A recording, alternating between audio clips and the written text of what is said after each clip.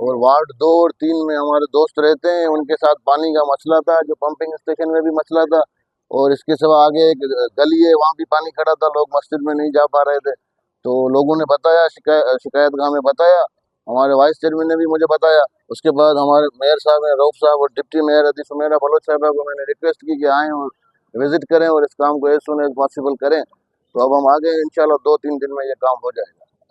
जी, बिस्मिल्लाहिर्रहमानिर्रहीम। आपको पता है जब से म्यूनसिपल कॉर्पोरेशन बनी है तब से हम रात दिन खिदमत कर रहे हैं, और 18 महीने के बाद थोड़ा सा बाइफिकेशन का मसला था। बाइफिकेशन दोनों टाउन की हो चुकी है, तो अब जाहिर सी बात है टाउन चेयरमैन और उनके म्यूनसिपल कॉर्पोरेशन को थोड़ा सा अंदर इलाकों का काम देखना था। वो गलियों में पानी का थोड़ा इशू था, तो वो हमने फौरी तौर पे जहाँ पाइप की नीड थी वहाँ पाइप का कहा कि भैया पाइप उसको चेंज करें, और जहाँ पंपिंग स्टेशन पे था उनके भी फौरी तौर पे हमने उसका हल निकाला और दूसरे आदमी डिप्यूट करवाए, ताकि ये जो आवाम नास की जो शिकायत है वो दूर हो सके।